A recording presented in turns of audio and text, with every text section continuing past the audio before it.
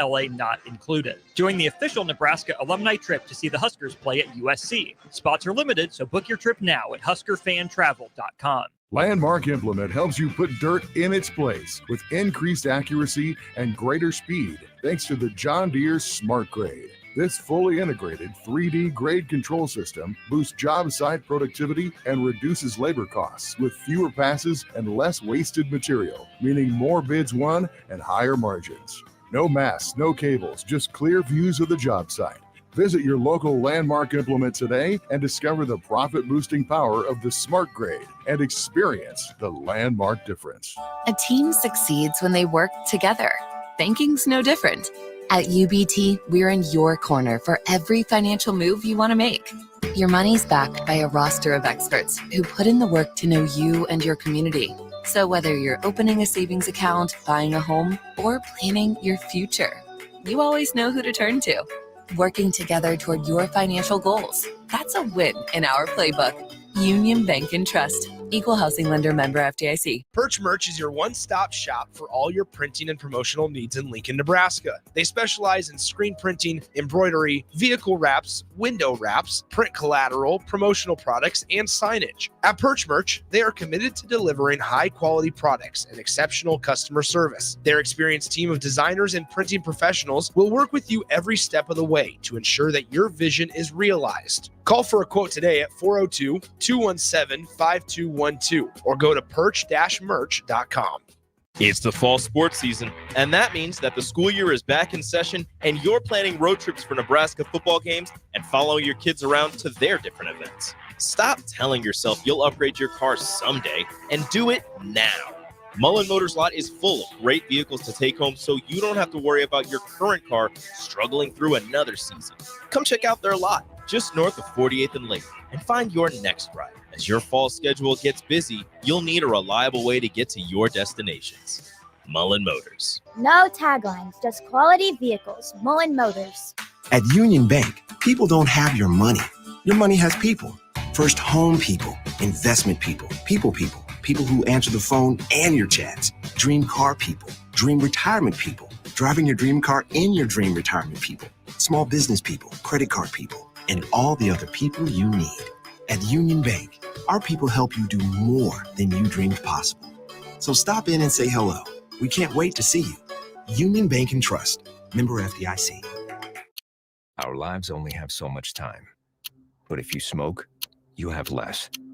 Your life could be 10 years shorter. And the time you do have is often filled with health problems. Shortness of breath, asthma, COPD, and cancer. But the minute you quit, your body starts healing. Call the Nebraska Tobacco Quit Line, 1-800-QUIT-NOW, 1-800-784-8669. Paid for by Tobacco Free Nebraska. Aired with the Nebraska Broadcasters Association and this station. Coming at you live from the heart of Lincoln, America. This is Old School. Sponsored by the Mercado by Certified Piedmontese. Broadcasting veteran Derek Pearson. When you find something that moves them, that makes them smile, celebrate it. That's your task. That's your superpower. Nebraska Football Hall of Famer Jay Foreman. Rifles a pass. It was tipped. It's picked off by Foreman. He's at the 15, 10, 5. He'll score! On 93.7 The Ticket and theticketfm.com. What up? Happy Hump Day. Jay Foreman, Austin Norman to my side here. We got my man Double D, Damian Daniels, former Husker. But this is Old School. We're brought to you by the Mercado Certified Piedmontese Special Ingredients, a butcher shop, 84th and Havelock. What was it? Dang. 30th and Yankee Hill, right? Yeah. 85th and Andremat. There we go. And 168th and Maple up there in the O. Anyways, I thought it was good. I know I saw you earlier today, so I thought it'd pop in. You've been in a few times. And for our listeners, obviously you got a lot of fans and stuff like that when you played. Update everybody what you've been up to, man, because I think you've been doing a lot of big stuff. Man, first I just want to say, Jay, thank you for having me on. But man, God has been real good to me lately. Me leaving University of Nebraska 2021, becoming a free agent, undrafted free agent to the Houston Texans, end up getting released after camp. Had the opportunity to go to St. Louis, play with them for a couple months. Then went on to the USFL, Right. Played with the Houston Gamblers and ended up getting hurt the third game of the season. And it was a season-ending injury. It was nothing. I didn't have to get surgery or nothing. Right. But after that, they ended up having a merger this past year with the XFL, USFL, and they came together. Apparently, they kind of let like the guys who was on that roster on the injury and stuff like that. Right.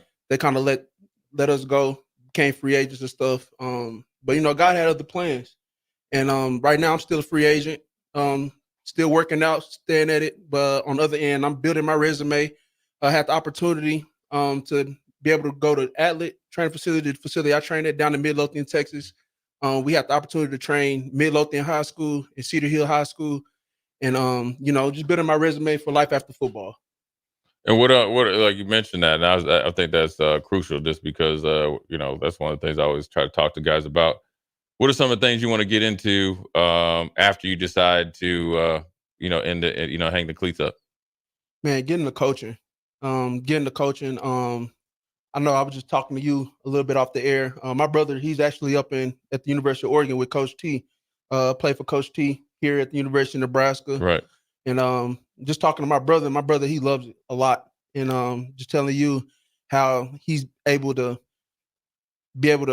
you know, be that father figure to those kids up there and, you know, show them and just tell them, because he's close to the age with them, and just show them how it is. Just listening to Coach T, talking to him every other week and everything like that. It's a blessing. You know, they keep me going, and just knowing that I have an opportunity after my playing days over, it's a blessing from God. Good. And what are the things that you've, you know, I think coaching at any level, whether it's training or coaching, I think a lot of players, you know, miss the mark on the ability to give back. But, you know, I always feel like it can bring you and kind of give you a little juice or injection of juice for the game of football again. But you got a lot more years left in your playing days. But talk about you know, getting into coaching, thinking about coaching, training kids, how that's helped you train yourself, because I think that's something that people don't really realize. When you're giving it back, it gives you back, you know, twofold. Man, all the time. Yeah, so out there we had them on like some old school strength and conditioning. You know, we got them out there running 110s and stuff. And I'm over here trying to teach them how to really run it, because we train Midlothian High School at 8 a.m. to 10 o'clock. Then we go to Cedar Hill, train them from 12 to 2. So in that morning, you know, I'm just trying to teach them how to run the 110s and how to really make the times and stuff Right. like that. So they over there saying like, Coach, you saying like, you know, I love the transparency with my players. Like, I want them to question me just so I can tell them why we do it this way. Right. And they told me like, hey, Coach, you saying like it's easy. I got out there and I ran the 110s with them. Right. Me, I'm 320 right now. I'm running the 110s with them. I'm leading the pack. Yeah. I'm showing them. I'm like, hey, get a good head start from the back of the end zone to the 20. I said, then you open up your stride. Open up your stride. When your coach call a time and you on the other side of the field, if you need to pick up some time, then sprint from the 20 through the end zone. Right. But I said it's supposed to be a stride. They're striders. And they got out there and they seen me. I wasn't as winded or nothing, because like I said, I still work out. Bro, you're an NFL athlete. Yeah. Right. I love that. Like, why? How's Coach beating it? Like, Yeah. did they not realize that you're in the NFL? Yeah. Yeah, but you know, and I like it because, you know, I'm close to the age. So I told them, hey, if y'all really got questions, bro, ask me. I'm not gonna get mad because I'm close to the age with y'all. I understand. I was a player. I'm still a player and everything. So I just love it. You know, when you talk about making that transition from college to the pros, I know what it's like, and you know how it was different for me. For people out there listening, talk about the biggest 2 or 3 things that you had to learn, or it was like your aha moment was like, okay, yeah, this is what I've been told about the transition to the pros. Man, attention to details, I can say. And me having the opportunity to play under Coach Perella, Coach Dawson, and Coach T, they always said that. And you really don't look at it, stuff like that, until you actually experience it. The attention to details is so small. Like your get off, it has to be just a tad quicker than it is in college. Right. And if you do that, then you're gonna either be out of your gap or double headed. Yeah. And when I was down there in Houston, I experienced it one time, and then I'm like, man, then just talking to Coach Perella, Coach T, they asking me how everything is. Hey, like y'all said, it's attention to details. Is the details, and then talk about the different techniques of. One thing I learned when I went to the pros was, I think in college, it's kind of, some linemen, like you played Michigan, they try to like brute force you. So it's kind of ego type of thing. Whereas in the pros, the one thing I learned, they just want to get in your way. Yep. And then it's the running back's job, I always say, to hit his head on the goalpost. Talk about that, because I think that's a learning experience as well, because you have to be so efficient pre-snap, and then obviously with your footwork and obviously fundamentals. Yes, sir. Like you said, footwork, fundamentals, attention to details. Like you said, like in college, man, brute force. They just want to come off and just try to overpower you. But good thing we was right there with them. And then like you get up there, you playing against the Laramie Tunsil's and then Kenyon Green, who was who's the first round draft pick to the Texans. Yeah, going up against him and everything, like you can see like how it is from on this level than it was in college. Because like you said, they just want to get in the way and then they get ready for the next snap. Yeah. As long as they did their job. Who would talk about you were down there with the Texans, Laramie Tunsil. People don't realize how good he is. Obviously he had the gas mask thing in the draft. Well, he's a Colts fan. Let's get back to this on Monday, Jay. We're going to talk a lot on Monday. Talk about how big and how quick and how fluid he is to move. Man, probably top 3 left tackles in the league right now. Yeah. By far. Like just a guy his size, his technique, his footwork, and everything, and just looking at him like, man, it's just like his talent comes second to none, really. And talk about where you were down there with CJ Stroud, right? No, sir. Who was the quarterback? Was it Case Keenum? Keenum and Davis Mills. Davis Mills. So I won't tell you who's a hater in here, but you can tell by his hat. Yep. He hates anybody from Houston. So talk about what you're doing now, and then what your future plans are as far as football goes. Because the UFL is a little bit different because of the merger. Yes, sir. But talk about what you're doing, when the tryouts are, what your agent's doing, but then more importantly, what your plans are for football. So when it comes to me right now, I'm a free agent in the UFL, and it's pretty similar to how it is in the NFL. Like I'm training every day, staying at it. But on the other end, like football is a small part of my life. Right. And like I said, I'm just building my resume, trying to get my life after football prepared. Like I said, after I'm done coaching and everything, I want to transition. Well, done playing, I want to transition into coaching. Right. And everything, whether it's the high school level or the college level. Just want to be able to kind of show kids the blueprint that I have, that my father paved the way, that guys like you guys coming back and showing us how things are done. I just want to give the kids that I coach, I want to be able to give them that blueprint so they can make it further than me one day. Right. And so I know you're back in town for a Colorado game. Yes, sir. And I know we obviously played, some different big games and so forth and so on. Before I ask you, what your outlook is on the game, we know this because we're players, but me saying it all the time, they be like, oh, he's just saying. So now since you're younger, so you get more, you're more real time. Talk about the week leading up to a big game. Talk about the pressure, talk about the preparation, and then talk about like the night game anxiety, because you got to wait all dang day. Mm-hmm. So talk about that, because I think it's good for our listeners to really understand what some of these young men are going through right now. Obviously, all positive before you go out there and kick Colorado's butt. Man, so these games right here, especially like rivalry games, and it's just something you look forward to. This is why you train hard all off season, and it comes quick.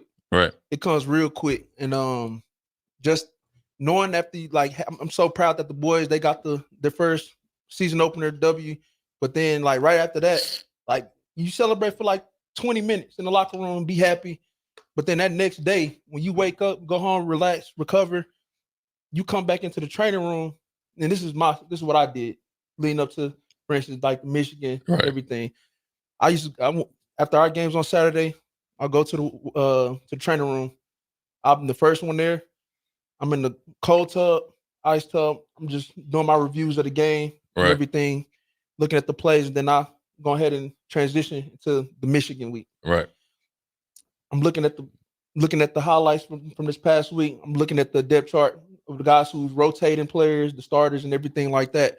And right after that, going upstairs to Coach T. Right. Watching film, asking like, hey, what we need to do this week. Right. Hey, same thing we did this past week. Got to be able to stop the run, earn the right to rush the passer. Yeah. One more thing I want to ask you about before we ask you about Saturday night is leadership. You know, I felt like you did a good job of being a leader. I think your brother came in and obviously became a captain. And obviously, I'm a little bit older than you, so we had to lead a different way. We're able to lead a different way. Talk about leading in this day and age, and you know this from coaching kids because that's a leadership role as well. Talk about how to lead and to get the most out of, I guess, modern day players. What are some of the things that you really focus on to get guys to be bought all in versus, or whether it's in the locker room or when you start coaching? I think I mentioned it before. I just said transparency, because I know, like you even mentioned it, us being like, it's like a little age gap right there. I feel like I can relate to the players a little bit more than you can. And like me and you can relate to each other more than they can. Sure. Because, you know, I hate to say it, but this generation is getting more sensitive the older we get and stuff like that. And so, you know, it's just younger guys growing up and everything. And I was literally there in their shoes probably like 3.5 years ago. Right. So me being able to kind of tell them how we ran stuff and how we do stuff. And like, if you need help, you come holler at me. If they doing this or something like that, you're gonna have to enforce it. Enforce it. And if you still having trouble, that's when coaches will step in and everything. Hey, if he wants it done this way, you got to do it this way. Right. And that's one thing that I will always commend Coach Frost on, Coach Chins, Coach T, Coach Duval, because they literally let the leaders lead. Right. So yeah, that's good. Player-led team is generally, you know, the best teams and stuff have the best locker room. Now on the Saturday night, know you're in town for it. Yes, sir. There's going to be a lot of us in town, former players. Everybody's excited about this game, but you know, you've seen Nebraska play. I'm sure you watched a little bit of the Colorado game. What are a couple things you're looking forward to Nebraska doing so they can pull out this victory? Man, always the black shirts. I'm looking forward to the black shirts, and I just can't wait to see them go against Shador and Travis Hunter again, Jimmy Horn, and then on the other side of the ball, you got Jamari, you got Ty Nash. You know, those guys up front. Then on the back end, you got Malcolm, Mario, Marquez, and then you know, Singleton, Tommy Hill. Yeah. And I just can't wait to see those matchups. You know, everybody, they kind of got it going this way, and then other people got it going that way. I think it's gonna be a good game, and I can't wait to see the black shirts just pull it off, man. And speaking of black shirts, before we get you out of here, from one black shirt to another, I'll know what it means to me. Real short, just people always ask what it means, and I just say, man, you just don't know until it's just a brotherhood. Yep. But I can't speak for you. Talk about what it means to be a black shirt. Man, being accountable, and just having that dog in you, and like that dog, it's got to be in you. Right. You can't coach being a dog. It's somebody who's gonna do what they got to do between the play, after the play, and like even just in life as a man. And I got it tatted on me. Yeah. Because that's how much it means to me. Right. It's literally a brand. You got to live up to the brand.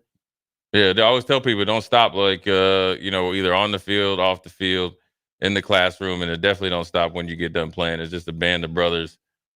Just like when I saw you today, it's just it's just what it is. I can't explain it, but it's good that you tried to explain it because we know it's like a secret. It's like a secret society, so we keep it that way. But anyways, thank you for stopping by. Always good to see you. Obviously, I'll see you Saturday, and obviously probably see you tomorrow and throughout the week. We're gonna take a quick break. Come back. We're gonna holler at my man Greg Smith. We're gonna talk about some recruiting. Jay Foreman, Austin Orman. We'll be right back. You're listening to Old School with DP and J Download the mobile app and listen wherever you are on 93.7 The Ticket and theticketfm.com. Over 75% of the patients that come to Limitless Male have been told over and over again by their primary care providers that their testosterone level is fine. Guess what? If you have all the symptoms of low testosterone, you're not fine. Come get a second opinion at Limitless Male. We have helped tens of thousands of men feel optimal again, and we can help you. Stop waiting. Come see the men's health experts. Book your free consult online at limitlessmale.com. Tune in to 93.7 The Ticket as soon as the clock hits 0 for the Jay Foreman postgame show. Listen to expert analysis from the Husker Hall of Famer, an 8-year NFL veteran, for 90 minutes after the game.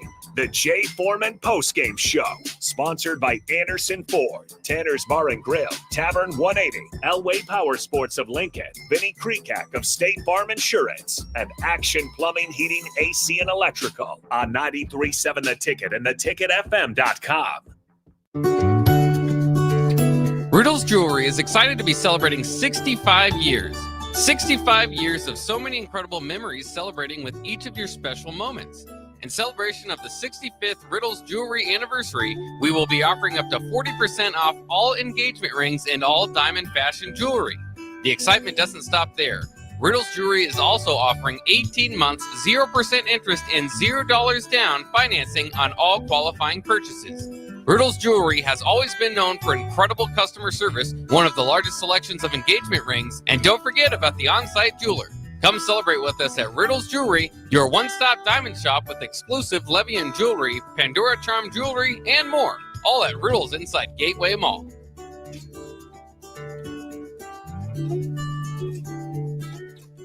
Get rid of pesky critters once and for all with Bats to Rats. Their expert team is here to help you reclaim your home.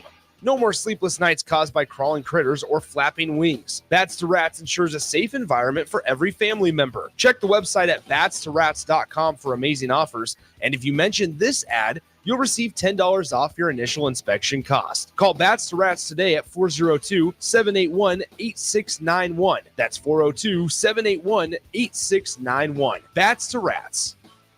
General Fire and Safety has been keeping Lincoln businesses and commercial structures safe for more than 50 years. From a simple fire extinguisher to full fire suppression systems, Lincoln has trusted General Fire and Safety to provide top-of-the-line products, installation, and maintenance. If you're starting a new business in a brand new building, call on General Fire and Safety to help you plan a fire safety system that fits the specific needs of your business, employees, and customers. Call General Fire and Safety today at 402-261-0116. Load up on meat and more this summer at the Mercado by Certified Piedmontese at 84th and Havelock. This week's specials through September 10th is spend $50, get 2 sirloins free, limit of 4. Also, 15% off chocolate. Locations at 84th and Havelock, 30th and Yankee Hill, and now 85th and Highway 2 in Lincoln, or 168th and Maple in Omaha. Get to the Mercado today for the best meat in town. Back to old school with DP and J on 93.7 The Ticket and theticketfm.com.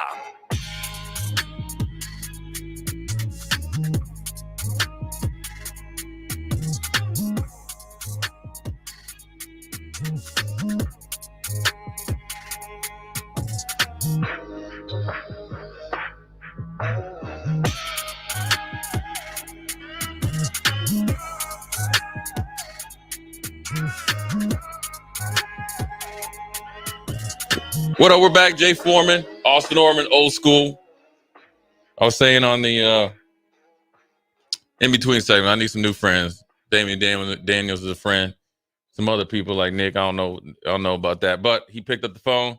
One of my best friends is Owner Papa, recruiting coordinator for Rivals.com, extraordinaire, Mr. Greg Smith. What's popping, my brother? Hey, what's happening, man? Greg, I'm telling you, look, everybody, Austin asked me how excited I am for the game, just because I used to play. Now, this is right in your wheelhouse with the visitors coming in. I think, correct me if I'm wrong, we got 3 5-stars, 10 4-stars, and then a plethora of 3 stars. How excited are you with what you're doing and where Nebraska football could possibly be with this type of talent coming in to Lincoln for Saturday night's game? Yeah, it's an extremely exciting weekend. Anytime you get two like kind of historic rivals, a game that you hope is played pretty often, like some of those other old rivalries that Nebraska has, is exciting. Then you add in the Coach Prime factor against Matt Rule, who is also a notable coach. You got the quarterback matchup between Shador and Dylan, and then all these recruits coming in. It's very exciting. I can't wait to be parked right here where I'm sitting right now on the couch in the basement to watch it this Saturday night. So, Greg, I want to ask you, obviously, I'm going to stay in my wheelhouse in linebacker, right? The Alabama commit, Merritt, he kind of, coming in on the sneak to this game. You were the first one to break the news. How big is that for Nebraska? Because I personally felt, even though when he committed to Alabama, there still was good tread on the tires from Nebraska in the job that, Matt Rule and company have done. Now he's coming to experience a really cool atmosphere, along with Nebraska being able to be in a position to go 2-0 after a good performance in week 1. Yeah, huge deal. As soon as he told me that he was making this visit, I was like, man, this is one that's A, going to perk up Nebraska fans' ears, obviously, anytime you have a 4-star linebacker coming in. But B, that definitely tells me, like you were saying, that the door is definitely not closed there between him and Nebraska. And him coming in for this game with all the excitement around it. And it's not just, with him being from pretty close away in Kansas City, they feel some of that buzz, too, about what's happening with this program right now, and specifically with this game. And it also shows you another thing that I know we've talked about here before, is that Nebraska does a real sneaky good job of keeping in contact with kids and keeping that relationship going even after they commit elsewhere. I don't think, especially if the season continues to go the way you hope that it will, I don't think this will be the last kind of flip target that comes into Lincoln this season. And talk about some of the guys coming in. You got Cantwell coming in. You got some other guys coming in. Talk about let's focus on the 3 5-stars, where you got Michael Terry III, an athlete, Jackson Cantwell, and you got Brandon Arrington. Talk about those 3 football players and what they possibly could bring to Nebraska in the future. Yeah, anytime you're talking about 5-star caliber players coming in, and that'll get your attention. That also means that they're also fantastic football players. Michael Terry is one. They're locked in a battle, mainly I think with Texas right now. It feels like Texas has the momentum, but and we've said this before, anytime a kid comes to Lincoln, Nebraska for a game day, especially for a big game like this, you never know what could happen if Nebraska wins this game with Michael Terry. He's got a great relationship with Nebraska. They're kind of pitching to him to be able to use him as a little bit of a Swiss Army knife in that offense, and I think they've got some good ammunition there to be able to say, hey, this is what we would do with you, and you'd be able to catch passes from Dylan Raiola. When it comes to Jackson Cantwell, this is a kid that I think he's rated for us as the best offensive lineman in America in 2026. I think he could challenge for even that number 1 spot overall, even though he's number 2 right now.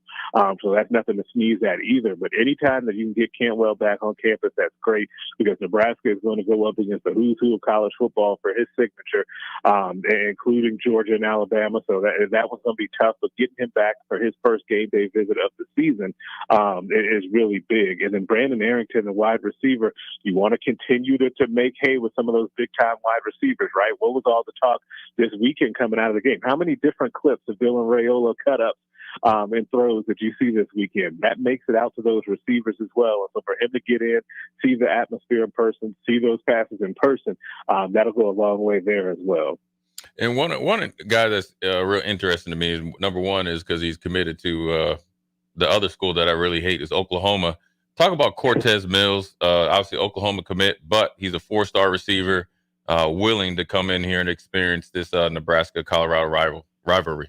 Yeah, I thought that he's in a similar situation, honestly, for me, as we talked about with Dawson Merritt, where when he committed to Oklahoma, I was like, okay, this might be the first commitment. We'll see kind of how it goes.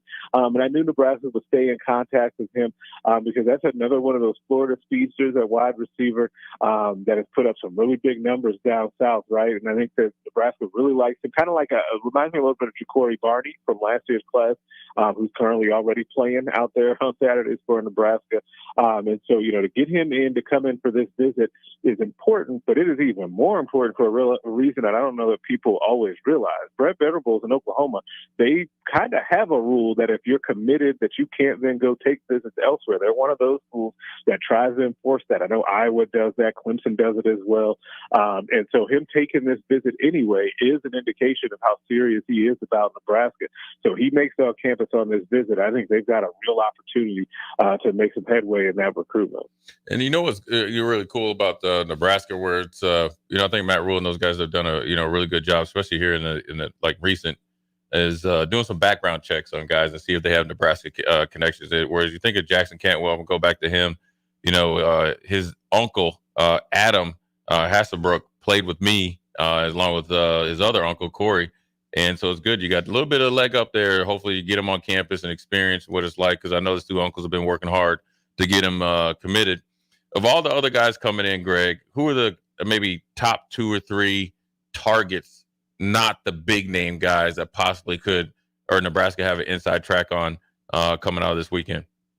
Yeah, there's a few kids that fit into that. One I'll give you in the region, the running back in 2026. D. Walker out of Missouri. He's at Ray-Peck High School. It's the same high school that current wide receiver Jaden Doss is from. I've seen him play a couple of times. Saw him this summer as well in 7-on-7. He's an electric running back because he can also play some wide receiver. He's good at running routes and catching the ball out of the backfield. And to have a 4-star guy like that at running back in the region, I think that's somebody that Nebraska fans really need to keep track of. I also think a pass rusher out of Kansas, and Hunter Higgins is a guy to really know and to keep an eye on. That's kind of under the radar right now. And then I'll go up north to the Dakotas. Hudson Parliament, an offensive lineman that I think has a chance to be a 4-star kid when it's all said and done. You don't get a lot of them from up there, but he's a nasty offensive lineman that I think that Donovan Raiola will get along with very well up front. And you mentioned Dylan Raiola, obviously, with the videos, which obviously is a recruiting tool as well, just because just a year ago, he's in the same shoes as some of these young men are. But talk about also some of the present recruits or that are commits that are able to do some peer recruiting, peer pressure, I guess I'd like to call it, but peer recruiting. You're talking about Caden Vermace, and then obviously TJ Lateef and a couple other guys are able to talk to guys and give them the ins and outs of the program when the coaches are out there busy winning this game against Colorado. Yeah, I think that's something that, could sometimes get overlooked. Sometimes you look up at these visitor lists and you're like, man, there's a lot of kids that are already committed. Is it really that big of a deal if they're coming in? No, it's a huge deal to get those kids in as well for 2 reasons. One is something you didn't mention, which is, just kind of keeping them, with the good, warm fuzzies about Nebraska, making sure that everything is going well. And, you're checking all the boxes to keep them committed. But then also those are your best ambassadors for the program. When you're on a visit weekend like this, then you have multiple guys that are in. Caden Vermont is hanging out with Christian Jones to be able to try to get him to be, part of the program. Like that ends up being a really big deal. So no, those guys, and all of those guys love to do it too, right? All those guys that you mentioned, Lateef, Vermont, Tyson Terry, all those guys love to be able to say, hey, we were able to help bring these guys here, and we want to help to show them a good time and show them what we've seen that makes us want to be part of the program. Greg, one more before we let you get out of here. I wanted to ask you just give realistic expectations. Once again, we're talking to national recruiting analyst for Rivals and Yahoo Sports, my man, Greg Smith. Talk about the process, how this goes. Obviously, it's a huge weekend, right? There's a ton of pressure. Obviously, you want to go out there and perform well, most importantly, as the team. But you got a lot of guys coming in on visits for this game, but then also see the stadium and obviously the Big Red Project and so forth and so on. Talk about what happens after this, right? Because let's just play what we know and hope is going to happen. Nebraska wins. What happens after this? Is it a big closing weekend, or is it, hey, you had a great time, we're on the way, you could be a big part of this, what we could do in the future? We're going to need a drop dead date, like I like to call it, that we're going to need to commit so we can kind of move forward in this process of continuing to win games and get Nebraska back on the right track. Yeah, I think it's validation, right? I think that if Nebraska wins this game in front of all of these kids and, it's a great atmosphere, a night game, you can picture how that would end up being and what that scene looks like after the game, right? What you then go to those kids and say, if you're Matt Rule and his staff, is hey, Michael Terry, we've been trying to tell you all off season long, and this whole time that we were recruiting you, that we're on the way, right? That this is us being able to take that next step as a program. There was a data point to have validation to be able to show that. You can go to like an offensive lineman and say, hey, Samuel Utu, you see that progression that we've made up front under Coach Donovan Raiola, and you can see how if we put you in there, it's going to be even better, right? Like, I think that those are the things that you're then able to say, because it just gives you a little more proof, because kids know as well. Kids have seen all of the stats that they put up during the game last week about the year 2 Matt Rule bump, and then what goes on to happen in year 3 and all of that. So if they can start to see that here at Nebraska, then they believe that, yeah, that's going to happen for us here too, and I definitely want to be a part of that. There it is. Big weekend, Greg. I know you need to get your rest, but then more importantly, I know you're going to have the best seat in the house, obviously, chilling and like we say, chilling and grilling. Hopefully watching the Huskers pull out a victory, man, and I know you're going to be traveling, but you'll be back and safe. Appreciate you jumping on this week and dropping some knowledge on what could possibly come out after Nebraska beats Colorado. Once again, Greg Smith, Jay Foreman, Austin Norman. This is Old School. We're going to take a quick break and be right back. Watch Old School live on Facebook, YouTube, or Twitch. Old School with DP and J on 93.7 The Ticket and theticketfm.com. Load up on meat and more this summer at the Mercado by Certified Piedmontese at 84th and Havelock. This week's specials through September 10th is spend $50, get 2 sirloins free, limit of 4. Also, 15% off chocolate. Locations at 84th and Havelock, 30th and Yankee Hill, and now 85th and Highway 2 in Lincoln, or 168th and Maple in Omaha. Get to the Mercado today for the best meat in town. General Fire and Safety has been keeping Lincoln businesses and commercial structures safe for more than 50 years. From a simple fire extinguisher to full fire suppression systems, Lincoln has trusted General Fire and Safety to provide top-of-the-line products, installation, and maintenance. If you're starting a new business in a brand new building, call on General Fire and Safety to help you plan a fire safety system that fits the specific needs of your business, employees, and customers. Call General Fire and Safety today at 402-261-0116. Hey Husker Nation, this is Todd Euler, 2-time national champion, here to talk to you about Window World Lincoln. At Window World, we specialize in replacement windows, doors, siding, and roofing. Whether you're looking to enhance the beauty of your home or increase its energy efficiency, we've got you covered. And here's the best part. We offer the best for less. Our team is dedicated to providing top quality products and exceptional service at affordable prices. We want to earn your business and make your home improvement dreams a reality. So why wait? Contact Window World Lincoln today at 464-7313 or visit our website at windowworldlincoln.com. Window World Lincoln, where quality meets affordability. The Mill Coffee and Tea, formerly with only 4 Lincoln locations, now 5 Lincoln locations. That's 25% more locations than there used to be. Can you even imagine a world where there's only 4 Lincoln Mill locations? Feels like ages ago. We were all so young then. The Mill on 11, located right alongside the 93.7 The Ticket Studios at 1040 O Street.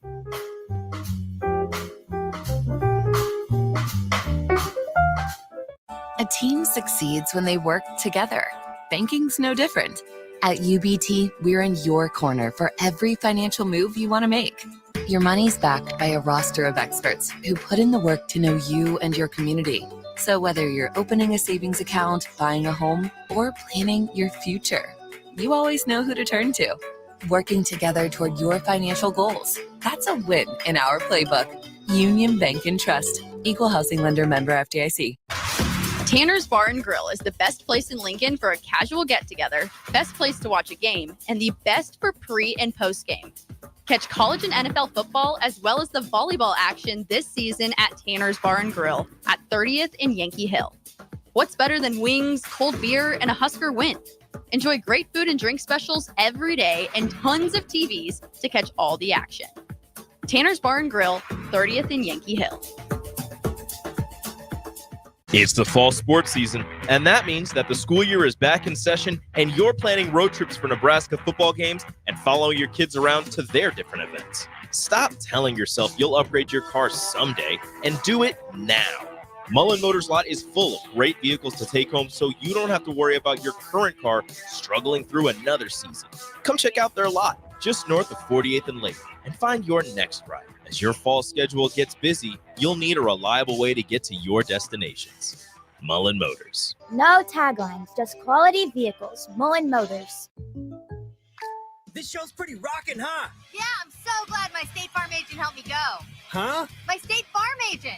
They help me with options to personalize my auto insurance to get a great rate that fits my budget, so I don't have to give up the things I love. Wow.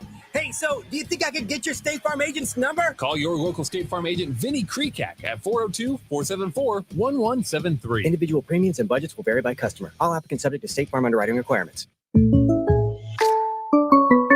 It's game on at Elway Power Sports of Lincoln, Nebraska's premier Sea-Doo dealership. Score up to $300 off or a free 2-year warranty on 2024 Sea-Doo Sparks and $500 off or a free 2-year warranty on all other brand new 2024 Sea-Doos. Rule the streets on an Indian motorcycle with customer cash and trade-in credits up to $2,000 during the month of September. On or off-road, Elway Power Sports of Lincoln has you covered with a large selection of motorcycles and watercraft in stock at their new 27th and I-80 location. Hurry in, the clock is running down.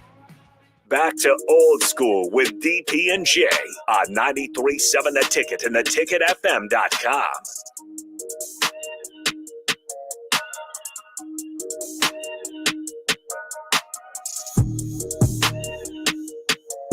Well, we're back. Jay Foreman, Austin Norman, old school. Once again, we'll thank Damian Daniels popping in, former Husker, black shirt, obviously. Still playing football, but then obviously he's going to let you know he's going to make his mark in the coaching. That's how I like that. So good kid, and definitely what the closest thing to millennial old school players as possible. Then also I want to thank Greg Smith, obviously coming on like he does majority of the weeks here during football season, or he will be.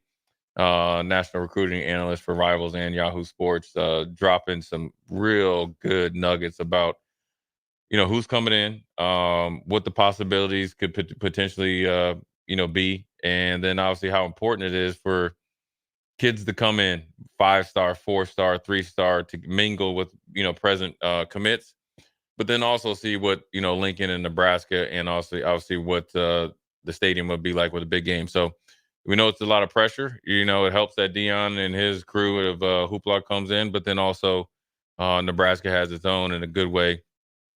And then hopefully it's cemented by a good performance. I think it has to be, right? If you have all this buildup, all this hype, then you get to Saturday and the recruits see a dud, it doesn't do any good. Right. A win over Colorado shouldn't move the needle like a win at Ohio State, at USC, or shoot, even for some Midwestern recruits, a win at Iowa on Black Friday. But I think a win over Colorado would move the needle this year specifically more than years past, because it would feel like Nebraska taking that next step. Even if neither team is ranked, which they're not right now, maybe receiving vote to the bottom half of the polls. It's not like it was in 94, 2 versus 3, anything like that. We get that. But I think you can feel nationally just how big a game this is for both programs. Dion trying to establish himself, Rule trying to do the same at their respective schools.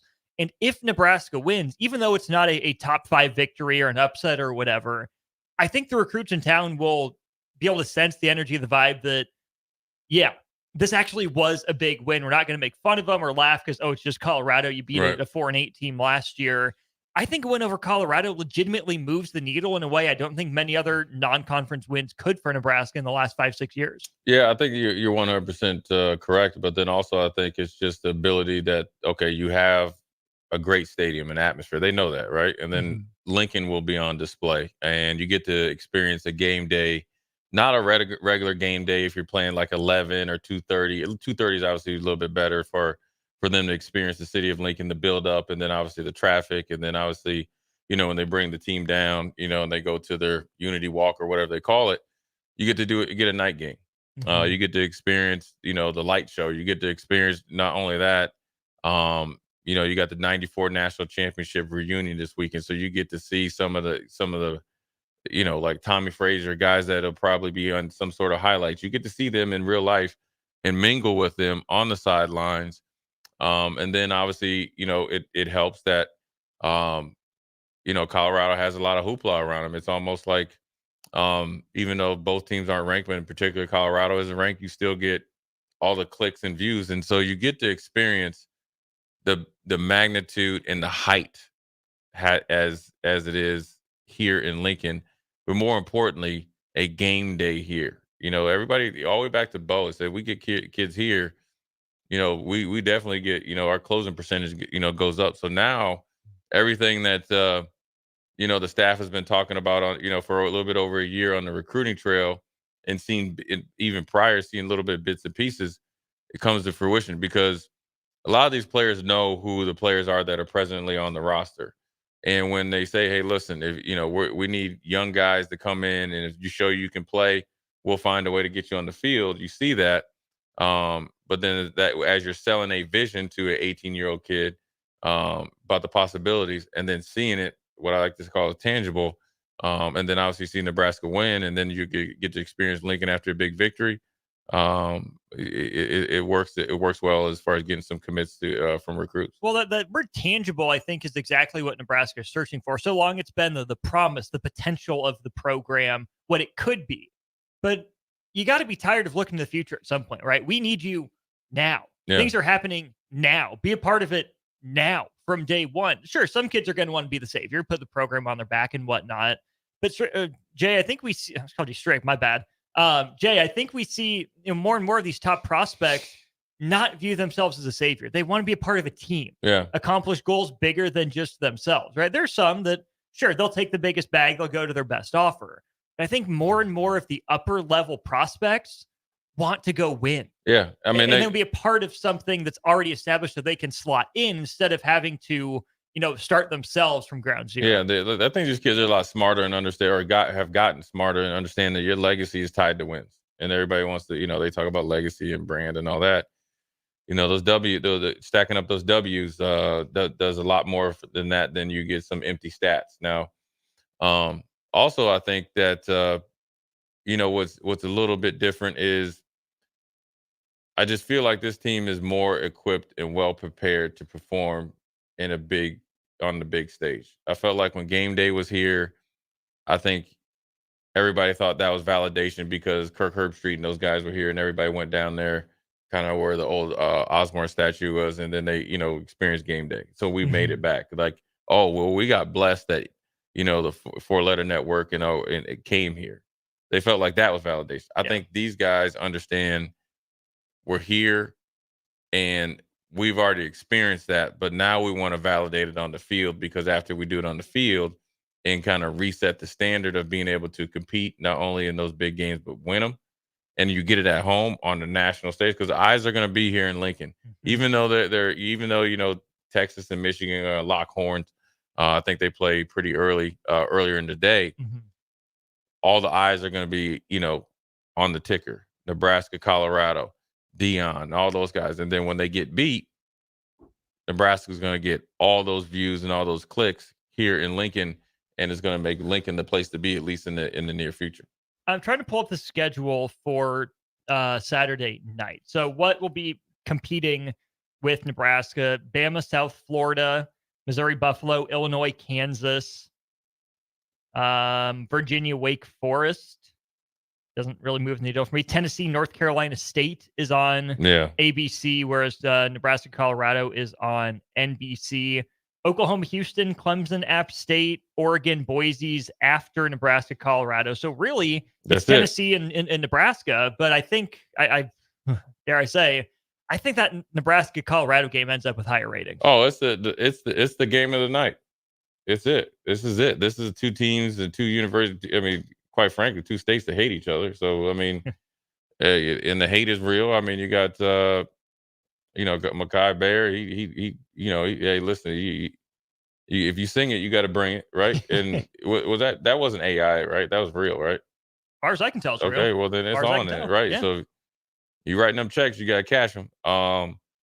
And so the intensity is going to be there, and then obviously you got some champions coming back, and that's going to even be even better. So, it is what it is, and I think this weekend it will again like getting Dylan, like this recruiting weekend, like actually getting out of your own way the first week, doubling down on it with Colorado. When you hopefully in 3 or 4 years, or hopefully this year, but be able to look back at some of these steps that Nebraska had to go through to get back in the position that everybody wants them to get back into. So obviously good stuff here and good stuff coming up. We're going to take a quick break in the top of the hour. We'll dive into a little Colorado because third down is going to be huge. And how do you win third down? We'll dive into a little bit of coach speak, or not coach speak, but a little bit of the nuances of third down and what it means to be a good third down team and why is it so important on both sides of the ball for Nebraska this week and this weekend, 6:30 Saturday night. Jay Foreman, Austin, Old School. We'll be right back. You're listening to Old School with DP and J. Download the mobile app and listen wherever you are on 93.7 The Ticket and theticketfm.com. Are you ready for a new opportunity? Check out Sandhills Global. Join a dynamic team where your skills are valued and your career can soar. We offer full-time positions with a 4.5-day work week, competitive pay, excellent benefits, and a positive work environment. From IT and marketing to sales and finance, we're looking for talented individuals just like you. Apply today at sandhills.jobs and take the first step towards an exciting future. That's sandhills.jobs. Don't wait, apply now.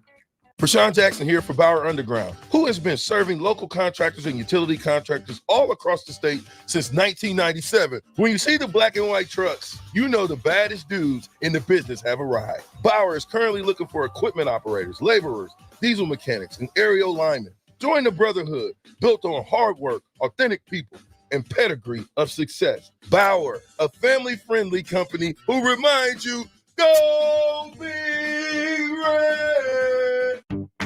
Football season is here, and that means that fall is here. So start the season off right with Holidays in Bennett with Tailored Life. Make plans to stop by Bennett from September 6th through the 8th for open houses for shops. And on Sunday, enjoy a street market with creative collabs with over 30 vendors, food trucks, and a kids zone. It's Holidays in Bennett from September 6th through the 8th. Make sure to stop and see Tailored Life, Garden, Home, and Gift when you stop by. College football in Lincoln, America. The time has come. Start your game day off right with the A1 Automotive Ticket Tailgate pregame show. Join the Ticket crew as they bring you all the coverage you need to get you ready for the action. It's the A1 Automotive Ticket Tailgate pregame show. Brought to you by General Fire and Safety, Raisin Canes, Herch Merch, Sunbelt Rentals, Mullen Motors, Select Plumbing, and the Kindler Hotel. On 93.7 The Ticket and theticketfm.com. It's the best time of the year to order a new John Deere self-propelled windrower from Landmark Implement during the early order program. Hay harvest is a race against time. Order a new John Deere self-propelled windrower to harvest your hay quickly and efficiently while promoting quick dry down for quality hay. Now is the time to lock in the best price of the year. Contact your local Landmark location for full details on a new self-propelled windrower and experience the Landmark difference. General Fire and Safety has been keeping Lincoln businesses and commercial structures safe for more than 50 years. From a simple fire extinguisher to full fire suppression systems, Lincoln has trusted General Fire and Safety to provide top-of-the-line products, installation, and maintenance. If you're starting a new business in a brand new building, call on General Fire and Safety to help you plan a fire safety system that fits the specific needs of your business, employees, and customers. Call General Fire and Safety today at 402-261-0116. This is Lincoln's home for sports talk on the FM dial. Also online at theticketfm.com. On the internet. KNTK FM Firth, 93.7 The Ticket. It's the fall sports season, and that means that the school year is back in session and you're planning road trips for Nebraska football games and following your kids around to their different events. Stop telling yourself you'll upgrade your car someday and do it now. Mullen Motors lot is full of great vehicles to take home so you don't have to worry about your current car struggling through another season. Come check out their lot just north of 48th and Lake and find your next ride. As your fall schedule gets busy, you'll need a reliable way to get to your destinations. Mullen Motors. No taglines, just quality vehicles. Mullen Motors. Tanner's Bar and Grill is the best place in Lincoln for a casual get-together, best place to watch a game, and the best for pre- and post-game. Catch college and NFL football as well as the volleyball action this season at Tanner's Bar and Grill at 30th and Yankee Hill. What's better than wings, cold beer, and a Husker win? Enjoy great food and drink specials every day and tons of TVs to catch all the action. Tanner's Bar and Grill, 30th and Yankee Hill. Hey there, fellas. It's your girl Jordan with Sartor Heyman Jewelry. Picture this. You're in the doghouse and flowers just won't cut it this time. Enter jewelry, the ultimate peace offering. It's a gesture that speaks volumes, showing her you're willing to go the extra mile to make things right. So next time you're in the doghouse, remember, diamonds are a guy's best friend too. Until next time, this is Jordan at Sartor Heyman Jewelry. Happy shopping, guys. Coming at you live from the heart of Lincoln, America. This is Old School, sponsored by the Mercado by Certified Piedmontese. Broadcasting veteran Derek Pearson. When you find something that moves them, that makes them smile, celebrate it. That's your task. That's your superpower. Nebraska Football Hall of Famer Jay Foreman. Rifles a pass. It was tipped. It's picked off by Foreman. He's at the 15, 10, 5. He'll score! On 93.7 The Ticket and theticketfm.com. What up, we're back. Jay Foreman, DP is in the building. Austin Norman, Old School. We are brought to you by the Mercado Certified Piedmontese Special Ingredients and Butcher Shop, 84th and Havelock, 30th and Yankee Hill, 85th and Andrew Matt? Jay, you're on it. You got it. That's it. Official. And 168th and Maple up there in the O. Once again, we're going to give a shout out to Big Damian Daniels coming in for obviously Colorado game, stepping in, spreading that love like always, but then also Greg Smith. Tell us about what the possibilities are about some of the great athletes coming in for experience Nebraska, Colorado, 6:30 prime time. But as all that stuff is fine and dandy, the most important thing is stuff on the field. DP, we mentioned before you came in, third down breakdown. I'm gonna really dive into what third down really means, why it's so important. But before we do that, give your thoughts on how important third down is going to be come Saturday night. Well, I don't know. Every down, coaches will tell you from an offensive standpoint, first downs is the dictation down. Third down is the reaction down. That, hey, I've either dictated that you on downs 1 and 2 that you give me an advantage, or I take an advantage, or I put myself at a deficit. It tells you how play calling is working, and then it gives you an opportunity to see matchups. And third down Saturday night is going to be about matchups. Right. It's going to be about matchups. You can talk about execution. You can talk about overload. I would imagine that Nebraska has some want to attack the middle of the field on third down.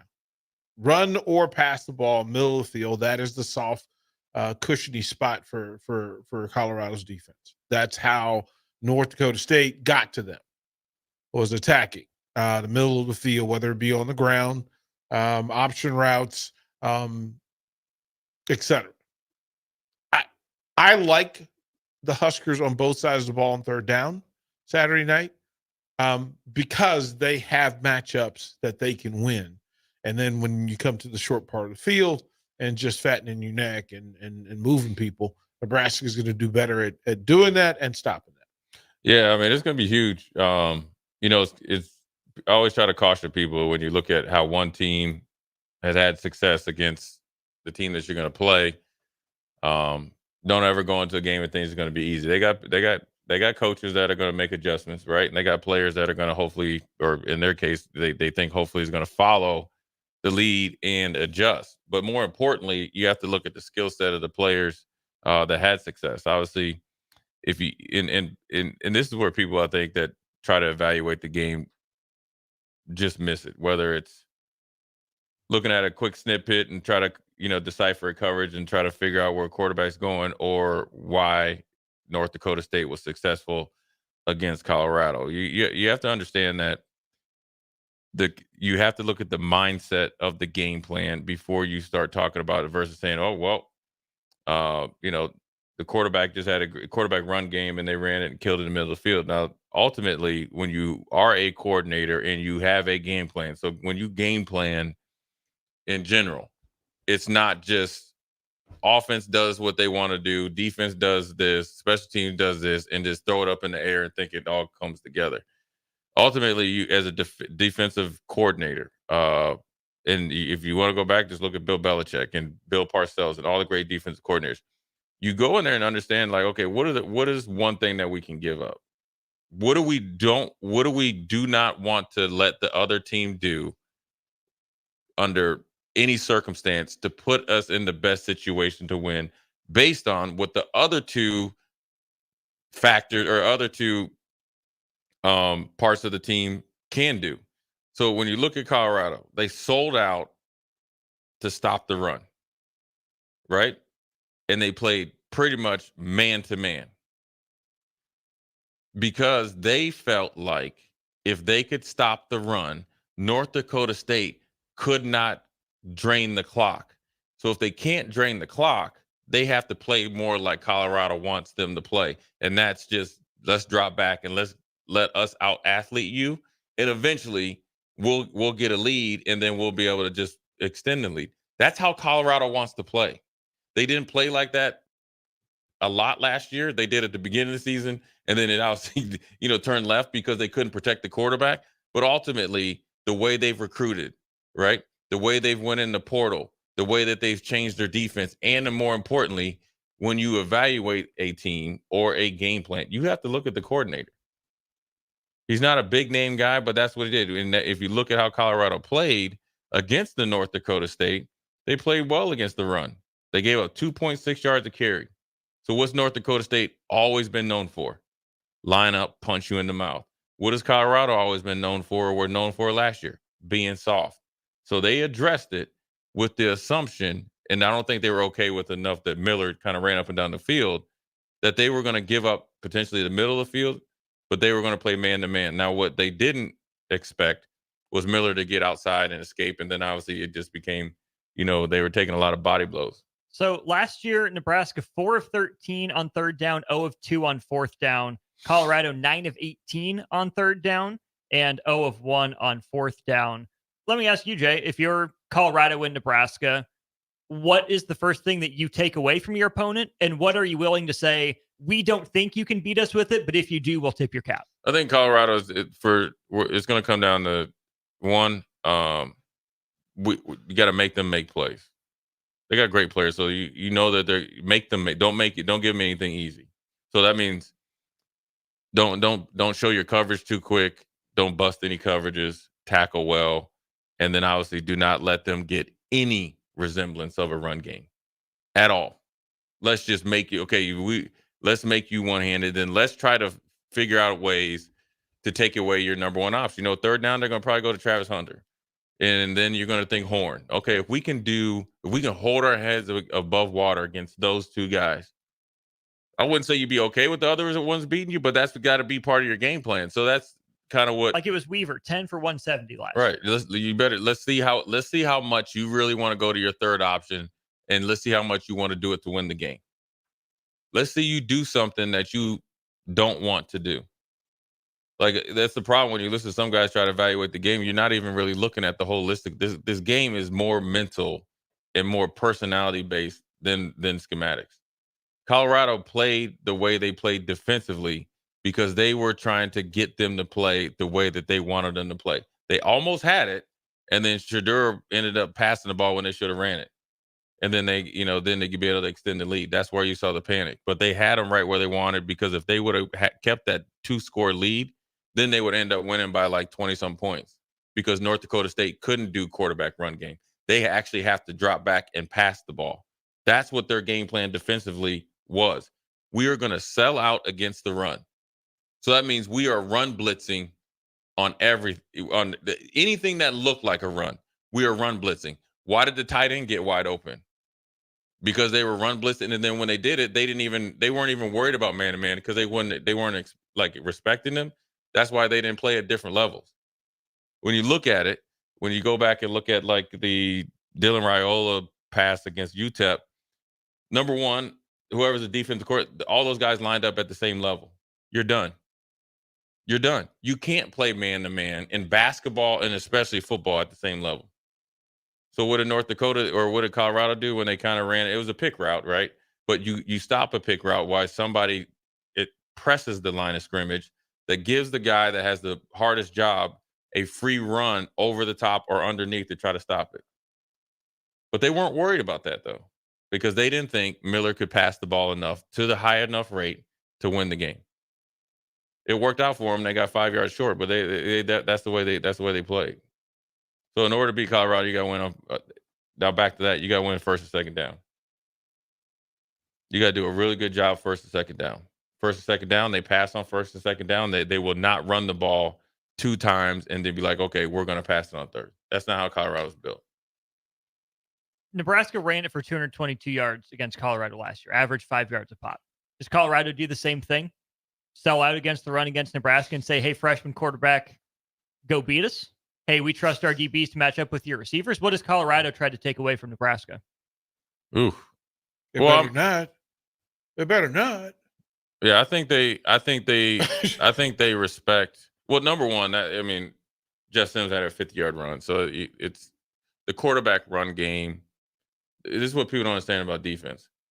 The quarterback run game, and I call it the gut-punching run game. You're a man-to-man defense, backs are turned, quarterbacks that can continually beat you with that. That's the hardest run game. That's the I call it the paralyzing run game. That's what Jeff Sims, right? So that's what hurts. That's what hurts a defense. Good defenses, great defenses, you don't have a defense for that. You just don't, because you're essentially the guy's one on zero against grass, right? And you just get upfield one step, boom, he's gone out the gate 98. I don't know what Colorado's going to try to do. Of course, they're going to try to throw different. I'm sure. Listen, you got Travis Hunter, who's the best corner. You feel comfortable with him playing against anybody. What they can't do is just line up in one-on-one. They'll get destroyed because Nebraska has more options. So I'm sure that they would probably try to, disguise coverages, combo coverages. I'd probably think that they would blitz more. That's what I would blitz against anybody. But more importantly, it's going to just come down to what we do defensively, though. And that, obviously, if everything stays equal, but we'll score points. Their defense isn't good enough to kind of like shut anybody out. I mean, let me knock on wood, but I don't think they are built or have the mindset defensively to say, you know what, we're gonna 85 bears you right now. We're gonna 46 front you. We're gonna bear front you, and we're gonna load the line of scrimmage, and we are gonna hit your quarterback under any circumstances. I don't think they play like that. Well, how much different is their game, their film study this year from last year? Colorado or Nebraska? Colorado. Towards Nebraska? Towards Nebraska. You look first of all, it's a totally different film study. You can't watch that game from last year. Number one, the 2 receivers weren't here. The quarterback wasn't here. The most powerful and Ben was here, but you got a new attitude in offensive line. The tight end room is healthy and more depth. You got Bonner. It's a totally different offense. You can study some stuff. Well, you said tendency of watching coordinators. Yeah. And Satterfield is the common denominator. Yeah, you might have to go. I'm assuming. I mean, they do this anyways. I mean, you go back to. I mean, heck, DP. I've been in places where you go back to see what he called in high school. Right. So I'm sure they go back. Right. And maybe it's a part of it, right? Because you better, especially in critical mass. Yeah. Critical big, third down calls. He has a tendency. Yeah. Right? Well, in the theory, but you could maybe go back to South Carolina, but he wasn't there long enough. You're going to have to do. I like the fact that it gives Nebraska advantage because they got to really go and do some digging. Then you might just miss the obvious. And isn't it the same in reverse? That when you look, if you're Nebraska and you're looking, I'm not sure that last year's tape gives you all of the intel that you need about Colorado. No.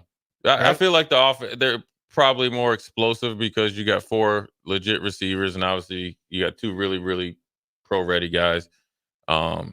It's safe to say probably Shador is probably better. Their offensive line, just the first glimpse, they just look like bet. You know what I mean? They invested in them. They look like they're a different bunch of dudes. But you can get some tendencies on them because Shermer was the offensive coordinator like the last 3 or 4 games, I think. Remember when Lewis was demoted? He wasn't supposed to be on the field. He was. And then the play calling, and you can go back because you have a longer history with Colorado's offensive coordinator. He's been coaching for longer. He's just kind of been around. So you can kind of get concepts off of him. But with Colorado, you just want to break down tendencies. And so, what do you, if you're Nebraska defensively, what do you want to take away from them offensively? You can say, listen, I want to take the outside. I'm going to try to take the outside away. So leverage, heavy to the push to the middle. Well, I'm gonna try to. Well, it's hard to say because Jimmy Horn. That's why it's hard. asked. It's hard. Where he really got busy against Colorado State was one. I think obviously when you play against a team that's probably say overall skill wise, they're a little bit more athletic ability. You have to be really, really good out of your breaks with your eyes, and I call it your play entry. So if I'm coming down and say I'm a quarter safety and I'm reading off a 2, which would be some cases a tight end or a slot, and I know when he goes to the flat, the linebacker has him, and DP's playing, like say he's playing a little bit outside leverage in that quarter. That means that if they run that skinny post or a deeper slant or what I like a bang 8, that's the Michael Irvin made millions of dollars off it and got into pro. That right there is North Turner special. When I'm coming down to make that tackle or to be help for my corner, I cannot be off. I got to be 45 degrees. I have to have an aiming point that either I'm going through him and I'm ejecting the ball and I am ejecting him. Because if you round that off, he will split you and he is gone. That's where you got to be really, really good against them. And you've got to get playmakers to the ground first chance. You don't want broken tackles at first contact after. Yeah, but not out of like you don't want a huge number. You got to be honest. Like they got guys that can make guys miss. If you tackle at 100%, of course we won the game. But how you eliminate big plays is guys that are either say you're pass rushing and say it's a quick, I call it a smoke route or a quick hitch. If you're a hook dropper, we got to be gone. We can't be sitting there watching the ball's gone and we're still looking here. We got to go get it. If you're secondary hook dropper, so say if you're in a cover 3 and I'm the play side hook dropper and the other guy, we all got to go and we all got to pursue to the ball. And then that means the defensive line as well, because that one play that you hustle out of the stack can either be a forced fumble recovery, or stop an explosive play. And then therefore the cause and effect is eliminated because you did the one thing that you can control. How much and how fast do you want to get to the ball the right way, the angles to the ball. And what that does is it doesn't eliminate, but it lessens the chance for them really, really to feel free to put their athletic ability on display. That means once you come out of stack and you start hitting them, then he's just going to get the ball and just turn up and your other defender is the sideline. So that guy can actually just start playing them like that. That's how you take the air out of a team like that versus you give him a whole bunch of space, get there and you're straight up with him. He got a 2-way go. That ain't going to happen. That's not going to work. So you got to be really, really in tune of, your leverage.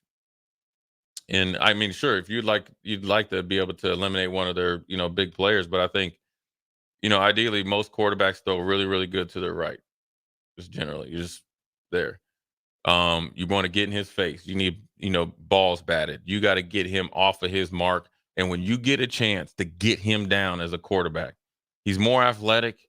He's stronger than people give him credit for. He can improvise, and he's actually cool, calm, and collective when he kind of gets off schedule. You have got to get him down, the quarterback down, because the plaster drill and plaster is, let me see who I played against when it was like McNabb, right? So when McNabb is probably comparable. Brett Favre obviously was huge against his quarterbacks are big and strong. You got to get him down. And you got to be scientific about it. If you're grabbing him with your left arm, I am going immediately to his right arm. That's how he's not going to beat you like Tim T. He's not going. They're not going to beat you with that. They beat you by getting off schedule, making athletic plays, and you got to try to get him down because he's a strong quarterback, so he's not just going to let you rip it out of him. But anybody that's a right-handed quarterback or left, once that arm goes down, their body goes down. He's not just going to fall over, but he's going to try to protect the football. And it's chasing to additional help. Like to watch them on film, North Dakota State had a couple of moments, especially on critical third downs, where it would have been big for them to get off the field. Yeah. They run the hitch. It's a quick catch, turn, and they have the opportunity to get off the field by getting this guy on the ground. And I mean, they were like 1 for 7 in getting it crucial. Yeah, it was tough where they did a lot of things right, and then one person broke down in the tackle game, and it busted them. And I then, think Saturday that plays out. And then also for a veteran defense like North Dakota State, they gave up too many leaky yards to Offerdahl and on just, I call them running back takes. Essentially, let's see what we can get. And they were getting 5-6 yards of carry at times, right? So you want to limit, you really want to punch a hole in them from the run game standpoint, because mentally and physically that wears them down. You know what I'm saying? So if they try to run block against a team and you can't get a yard, that wears them down as far as like pass pro. Because they've released 4 or 5 guys. One false start, one half a second late out of their stance as far as Colorado's offensive linemen. We got to make them pay. And so I mean, it's just going to come down to. I mean, this game come down to a lot of fundamentals, and fundamentals just isn't footwork and all that. Fundamentals is knowing where you're supposed to be, why you're supposed to be there, and doing it, and then doing your job, and then going and playing football. You got to play football this game. Yeah, I mean, when I said middle of the field, it's knowing what you're going to do best, knowing who you're going to attack the most. Because if you don't have a plan for their 3 worst defenders, if all of your go-tos and tendencies are to throw it at Hunter, you got to pull that out. Their weakest defenders are in the middle of the field. Oh yeah, for Nebraska to you like the matchup. This is me personally. I like Walters last year as a safety. I would say they felt they were upgraded at the safety. He did kind of like Bullock did, got bigger linebacker. I like him.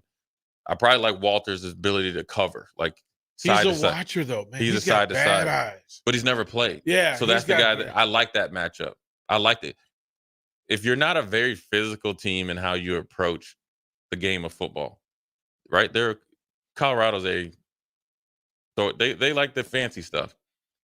It hurts guys that make transition down towards the second level, because when you make that transition from here, like I can dodge that Amazon truck a lot. I can anticipate from here, but when you're right there on the sidewalk, it's harder. And because I did it right, so when you play linebacker, there's 5 dudes that can block you. And then you got to worry about coverage. And then you got to know, like, why you need to play a certain leverage and coverage. So you think of Walters, right? He's probably a legit 4'6" guy. He's a good athlete. Like, there's no doubt about it. He's a good athlete. And he's probably trained to, got a little bit bigger to play the way that, linebacker.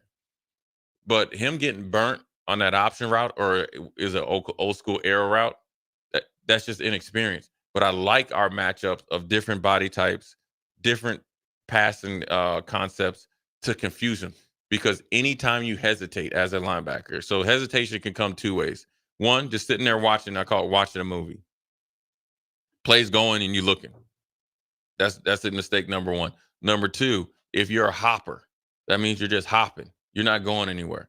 You're dead in the water.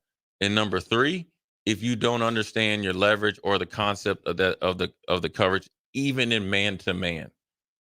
Even in man to man, didn't know where your help was. Didn't know where you were under duress. Like, they didn't have any middle of the field help on that route. None. He was looking. He was looking in at the quarterback. Right.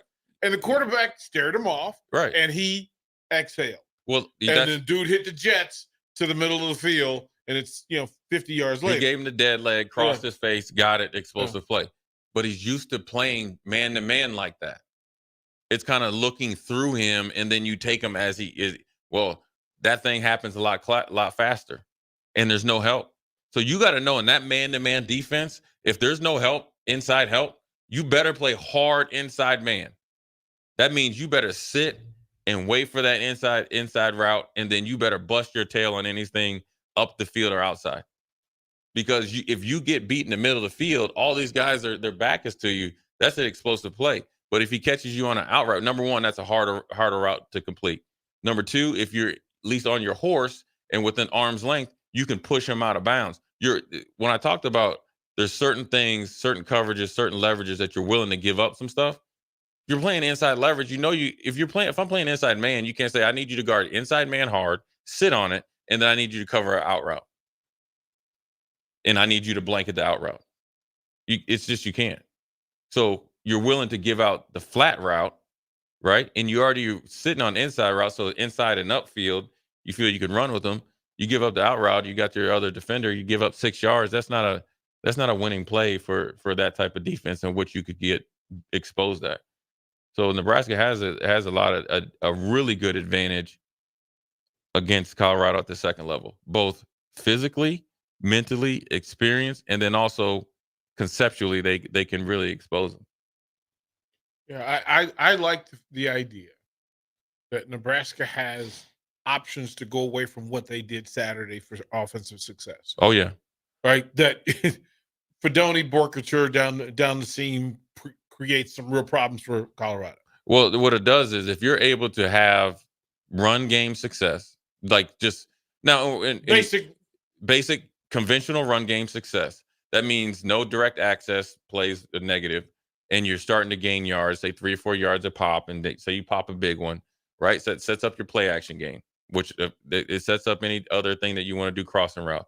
But what more importantly it does, it dictates, even though you got a really good corner out there, it dictates what you can possibly do on the other side of the field, or you can rub number 12 off, because the safeties now have to focus inside the numbers and then more importantly inside the hash. Yeah. It opens up everything outside. Yeah. So anyways, good for our first segment. Talk about third down. Quick break. Then we got my man Barry Thompson coming in. He's gonna talk a little quarterback play, and what he's gonna be looking forward to and what he's been up to. Quick break. Jay Foreman, DP Austin. We'll be right back. Watch Old School live on Facebook, YouTube, or Twitch. Old School with DP and J on 93.7 The Ticket and theticketfm.com. Step into healing at Prairie Orthopedic and Plastic Surgery. Our team of top-notch medical professionals turns pain into progress with state-of-the-art treatments and compassionate care. Visit prairieortho.com and discover the difference in quality orthopedic and plastic surgery services tailored to your unique needs. Your health matters, and Prairie Orthopedic and Plastic Surgery is dedicated to helping you thrive. Reach your full potential. Embrace a better tomorrow with Prairie Orthopedic and Plastic Surgery. This show's pretty rockin', huh? Yeah, I'm so glad my State Farm agent helped me go. Huh? My State Farm agent. They help me with options to personalize my auto insurance to get a great rate that fits my budget, so I don't have to give up the things I love. Wow. Hey, so do you think I could get your State Farm agent's number? Call your local State Farm agent, Vinny Krekak, at 402-474-1173. Individual premiums and budgets will vary by customer. All applicants subject to State Farm underwriting requirements. Are you tired of the same old entertainment options? How about something that's truly fun for both kids and adults? Nebraska Knockerball, the new place to go for your private and corporate parties. Step inside one of their inflatable spears and let out stress in a healthy form of exercise. Or try the human foosball, foot darts, yard pong, giant beer pong, basketball Connect 4, and much more. Nebraska Knockerball, specializing in physical, engaging fun. Call Nebraska Knockerball today at 402-460-8724 to learn more or book a reservation now. Where will your path take you, traveler? To seek fortune in a new career? Or on a journey to distant lands for a well-deserved vacation? Wherever you go, one distraction could spell disaster. You can change your fate, adventurer. Don't drive distracted. Paid for by the NDOT Highway Safety Office. Empower a child today with the Teammates Mentoring Program. Hope is only a conversation away when you choose to share your talent, time, and heart with a child. Together, you can build a relationship based on strengths and chart a brighter future, 1 week at a time. Find out how you can be a mentor by visiting LincolnTeammates.org. Become what you needed as a kid by joining the Teammates Mentoring Program today. MWR is dedicated to building attractive, affordable steel buildings that exceed your expectations. From commercial to residential to agricultural storage, steel buildings are cost-effective, attractive, and versatile. Plus, they're a lasting investment and an ideal choice. MWR uses Sentinel Building Systems out of Albion and can service you all over the state and region. If you have interest in a steel building, post frame building, or fencing, give MWR a call today at 402-980-5273 or go to mwrbuildingandfence.com.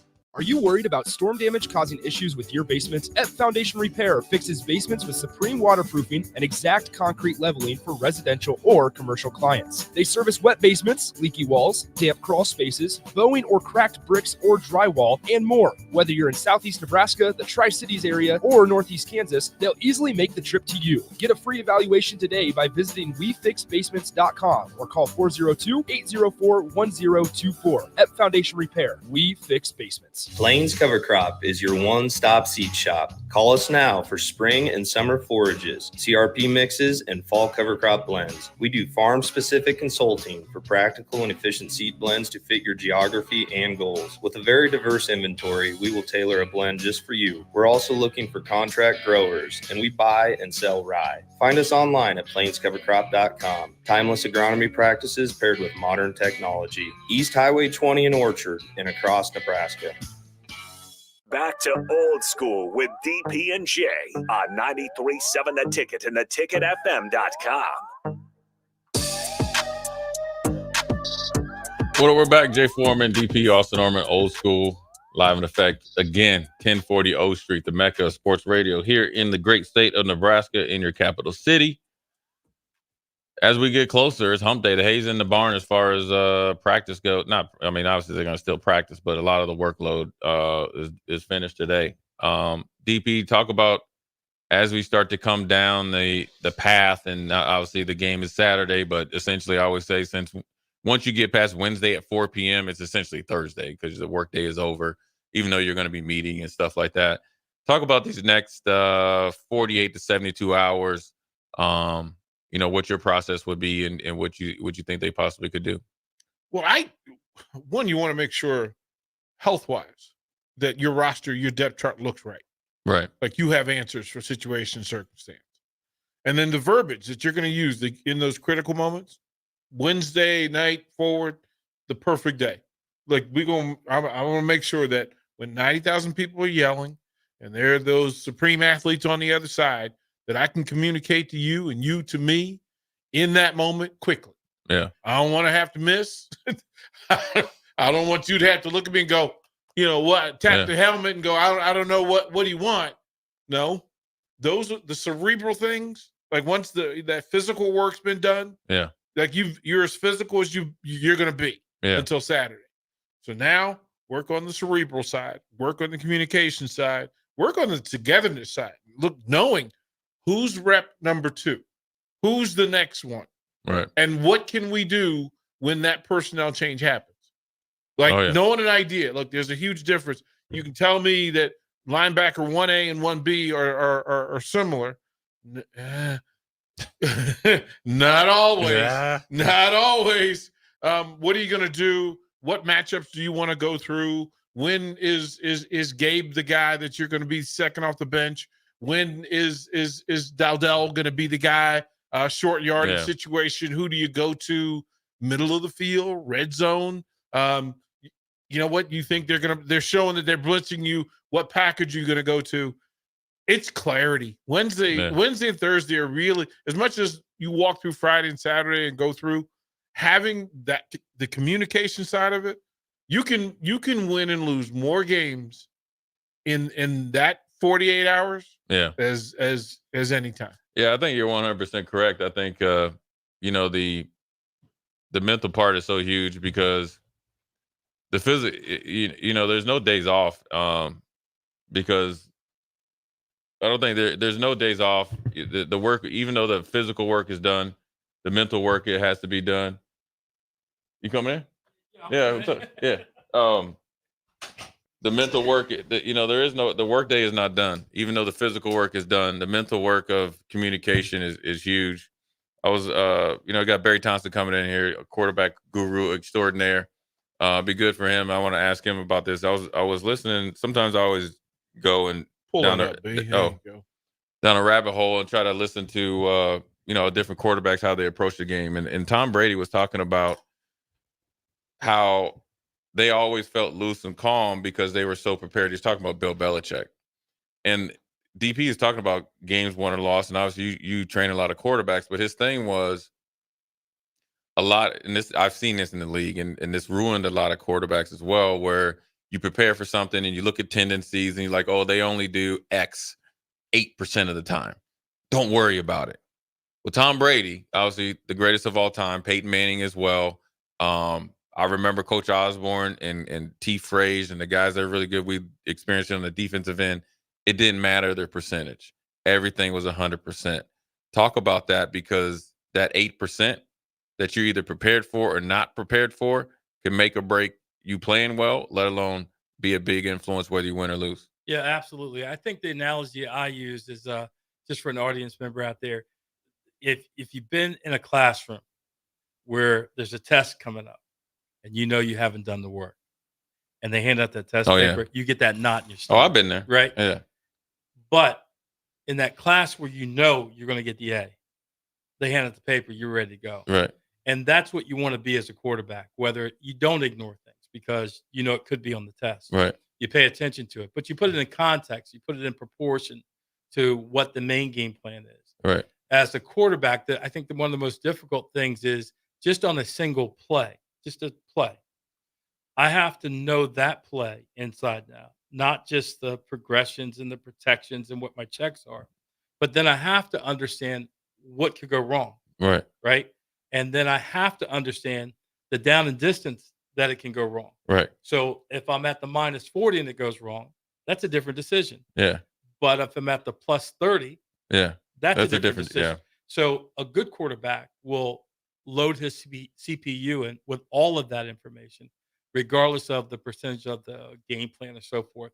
And that's when you're talking about Tom and those guys. And, right. the big difference is, Jay, not everybody's built for that level of work, right. that level of focus. And so that's what happens.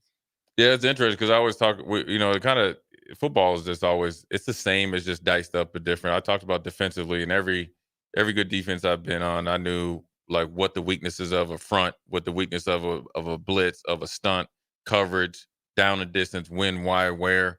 Talk about it from a quarterback's perspective, and I like it just because I've had to look at it on the other side, is how important is it to know. So say like we'll just do basic, calls. Say you got pro right, X, Z, blankety blank, but at this down and distance against this blitz, right, this is the only thing that can stop it. Right. Like completely annihilate that play. Right. Versus, okay, this could happen. How important is it to know that? Because I think the annihilation is important. I call it direct access plays. That means, here's what I call direct access. You say, hey, it's on 3, then, once you hike the ball, I'm directly accessing you or the running back. Right. Talk about how important that is to know what can annihilate a play versus what can hurt a play. That's part of that preparation too. And what you see now is more and more quarterbacks are going to the line with 2 plays. Yeah. Because the coordinators, as much as talk about coordinators, what happens when you're calling plays on either side of the ball is a lot of times you don't know exactly. You're calling a play behind a lot of times, right? You just saw something and you think, okay, this is what they're doing. And you can see that in games. I'll get to your point, but you can see that in games where a team suddenly goes on a run, kind of like in a basketball sense. Right. And you think, oh, this can be a blowout. And then suddenly that defensive coordinator, whoever it is, he adjusts and it's 14-10 at halftime, right? Right. So part of that, I think the answer is now the guys go to the line with 2 plays. Yeah. College, it's pretty common that they'll have a run check. So if a blitz is going to get right in my face, there's probably a run check that associates with it that they'll get them the 3 yards. So that kind of takes them off the hook of what you're talking about, which is me just raw knowing I got this play, I'm going to run this play, and I'm going to run into some stuff that doesn't look good. You do have your hot routes, but I think what you were kind of hitting, direct access, there are beaters for every coverage. As you indicated, the basic premise of offensive football is that defense just doesn't have enough people to cover the spaces that need to be defended. When I'm talking to quarterbacks all the time, I want them to understand that but also understand the defense understands what they're giving up, and they're coaching that too. They're not dummies. And the idea is, can you get to it? Right. Can you get to it? Right. Either by play design, through down this situation, formation alignment, motion, which you're seeing a lot more of. Remember when the Cowboys were big with their motion and all that stuff and the shift? Everybody used to make fun of it, and it kind of went away. But now with the match coverages and quarters and things like that, now you're beginning to see a lot of shifting and motion coming back because it makes it difficult for the defensive backs to count who's number 2. If this is number 2 to start, and then at the snap, there's a guy going like this. Well, who's number 2? Does he go back here? And so forth. So I wanted to ask you about the ability as a coordinator or when you teach your quarterbacks on how to, I guess, read players. Right. And this is where the really good ones were. So it's a lot has to do with safety play. So I played with 2 distinctly different safeties, right? Mm-hmm. And whether I was in Houston or Buffalo. So we had, and I wouldn't say Buffalo because we had 2 guys that were veterans. So we'll just stay in Houston. We had a hitter and 1 safety. And one that was a guy that he could tackle, but he was a ball hawk. Right.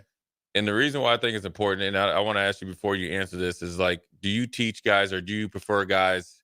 Because I equate it to basketball. I generally tell guys you want to pass it to the double team, or we want to dive off a double team because that's a weak point because people don't, rotate. Are you a big throw to the hot route where the blitz is coming from, or are you to throw opposite? Because I think that's a distinct difference in the offensive philosophy, quarterback, and how they're taught. Right. So different level of football we're talking about. Oh, yeah. So I'm a lot on the high school level. I do work a lot with college guys, and those are 2 different conversations because at the college level, they're starting to adopt some pro concepts and defenses where they'll give you simulate a blitz and want you to throw right into it based on down the distance. Yep. So they'll simulate a blitz and get you to go to where they know your hot route is, but it's 3rd and 10, and they trap you for 5. Right. And we saw that with Florida State. Yes, exactly right. So that's a different ball game, right? And how they have to begin to understand defenders. That's the counter for that. At the high school level, the first thing is to load their CPU to make sure that they know how to study, how to prepare. And then the last thing that I give my high school quarterbacks now is I will give them cut-ups. I said, now you need to watch defenders, right? That's the last thing I give. Right. Whereas if I'm at college level, I'm going to absorb a lot first, and I am studying defenders and who's weak. I'm looking at safety alignment. I'm watching their feet, what foot is back, which is open, how far they are off the hash, right? That can give me an indication about rotation, yes. Don't need that so much at high school where we are. Yeah, because of the not as complex level Yeah, of play. I mean, most of the defenses that we face are pretty static, but it's still important. Your point is well made. It's still important for a quarterback that's going to progress. He should be exposed to that, but it's not the first thing. First things first, can you understand what you run, how they're defending it, right? In the offense that I'm involved with now, it's a very simple process. All they have to figure out is where the space is. Right. They can look there and figure out where the space is, and then they ask themselves, do I have a route running into that space? And if I do, who's my read, right? That's very easy. Then, we load them up with that. And then, like I said, probably Wednesday, I'll give them another cut up and say, hey, let's watch this defender. He's a press defender, but he likes to get his eyes inside. Right. This is what that can mean for you. This is an opportunity, maybe, that type of thing. This is the type of throw that you need to make if you're going to take the chance, that type of thing. But it's the last thing I discuss with the high school guys. College guys, when we're on the field, they come home. We're specifically working on the throws that go with those situations. Right. And, we'll say, hey, we're running this, or we're running maybe a simple wide cross, but we got a backside. We got a backside post curl. All right. So what's going to make us get off that? Right. What's going to make us cancel the out? Look at the cross in the backside. Right. And I got a back swing, or do I have somebody crossing high low in the backer? So we talk about that, even though we don't have right. But they can get a visual in their head, and we start working the feet and the eyes based on that. Yeah, you talked about before. I'm going to ask you about the swing route because I think it's the easiest route high school's running all the time, and they ran it back when I was playing running back. Yeah. To your point, this is when I knew USC was there to play. Mm-hmm. They showed a quarters look. Mm-hmm. So safety was high. And then he came down and played man from depth. Yep. They threw and they tried to get to number 1. I think his last name is Thomas. Kind of a little bit of I call it an arrow route. He just went right to the flat so you could turn it up and get it. Well, he disguised it enough because they thought it was quarters and they didn't have the flat defender. So they thought like USC was busted. Right. Well, they got it to him and he came from depth, got him third down. That was a huge, I call it a cause and effect, got him off the field. USC scored. Actually, the first time they took the lead, then obviously the rest is history. I want to ask you about the swing route because in that game, Nussmeier, people don't realize before they kicked the field goal, it was kind of a read option and he had the guy in the flat and kind of, I call it, threw it behind him on his heels. Right. And then obviously Florida State, DJ, it wasn't any route there, but me and DP talked about the swing route. Right. Talk about how important it is, flat swing. Yeah. And talk about the accuracy and getting it to the guy that he can make a play. Well, you'll appreciate this. You have to really, safeties are safeties and matchups are matchups. But in your passing attack, if you're not paying attention to how to mess with linebackers, you know what I'm saying? You're really missing the boat. So even simple things like cross reads, right? Oh, I know. I know you know, right? And you see a lot of guys going to pistol right now, which kind of balances up, but that kind of takes it out. But, little cross read, 2-back set, those type of things, even if it's not a staple.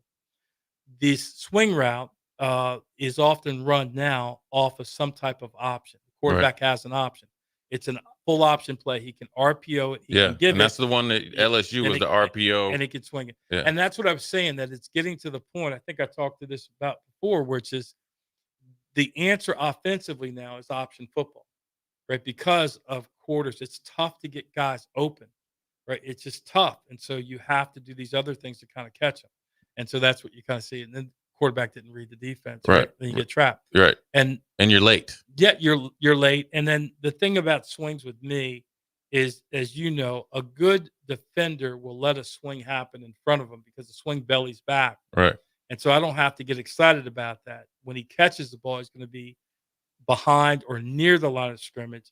I can rally and stop that for 2 or 3. I prefer routes that kind of attack the line of scrimmage and then build off of that stem and use the back that way. Right. So if I give the linebacker some verticality, that's going to stop him for a second, right? And then that sets me up if I want to go flat, if I want to go steam, or if I want to go, say, a Texas route, run it inside, or if I want him to run the shout. Right. Again, I think it's important to give linebackers something to think about. No, leave us alone, No, Barry. I'm just saying, leave us alone. I'm just saying. We're here. We got Barry Thompson, quarterback guru. Before we go to break, I want to ask you about the thing that I talk about all the time in basketball. It's the same thing. If you're a point guard, you're a quarterback. I always talk about being on time, on target, right trajectory, right velocity. Yeah. That's what's killing 85% of the quarterbacks out there playing at every level. Right. Dylan Raiola is off to a good start with it. Talk about with DJ though, because he's got a big arm. Look, he can throw for the whole length of O Street. Talk about his struggles and where they come from your eye with his on time, on target trajectory and accuracy. Because whether it's the swing route, whether it's when they ran the 7 and he threw it to the guy in the band, talk about that because it's not a talent thing. It's more of a what thing. In his case, it's a big confidence thing. Right. There's no way that you would elevate him to the number 1 quarterback at Florida State if he was consistently doing that in practice. Sure. Right? If he had been doing that in the spring, doing that in the fall, there's no way Norvell said, "Yeah, you're gonna be our guy. Right. Let's get out there." So that is a confidence issue with him, and there's really nothing settled. And you saw Norvell on the sideline. You think a coach would want to, yoke him, but he was talking softly to him, tell him to stay in the game. I know the types of he's trying to get him just to come around, because even if that game went down the way that it did, he's got to be your guy. Yeah, and 10 more games. Yeah. So you need him for the rest of the season. So that was just a confidence issue. I'm not saying he's going to be, who's my guy? He's not going to be Brock Purdy, right? Right. But that was a poor performance. Right. I mean, come on. And I want to ask you this. Obviously, we'll go 3 more minutes. I want to ask you this because I think Florida State.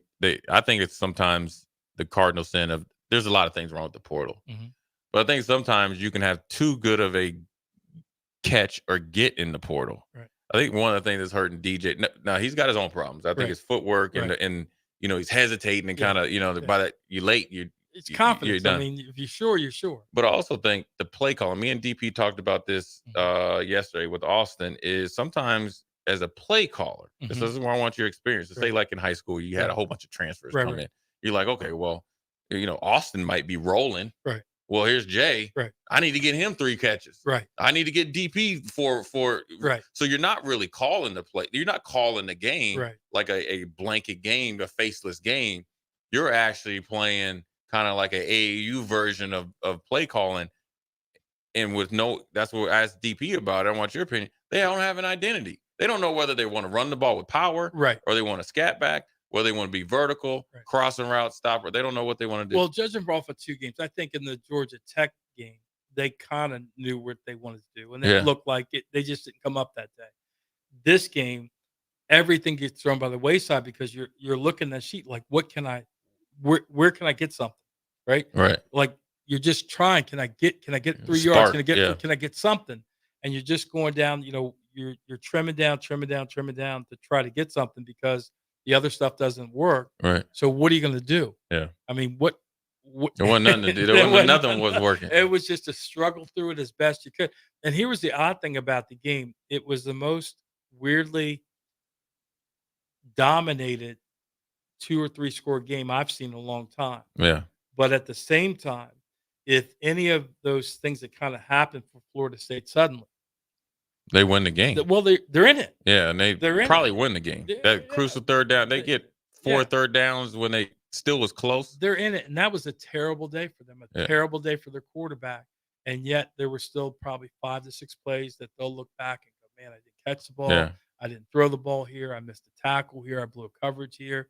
And that made the difference in the game. So as bad as it was, it still remains kind of a typical game. Yeah. Real quick, on a scale of 1 to 10, how important is it when you evaluate quarterbacks to make sure, like, accuracy? Because I think that's something that people just, he's got a big arm, so he's a 5-star. No.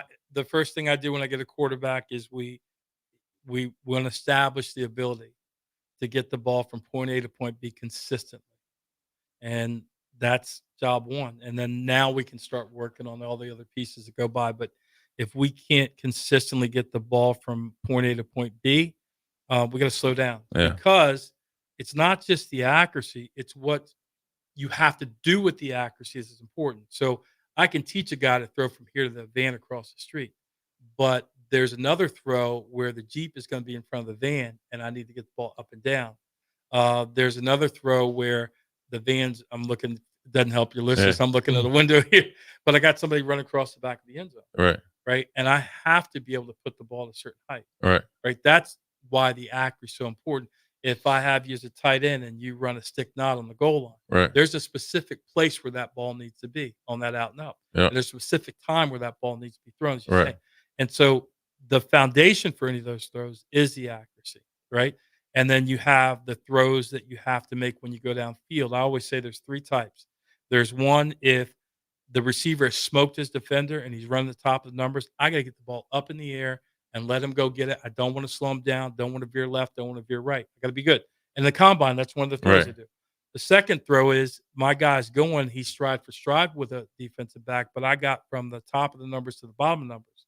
Can I throw that? Right. And then the third one's one you don't really like. Somehow he got pinched up against the sideline. Maybe you have Randy Moss. Right. You got one of those Texas A&M 6'7" guys.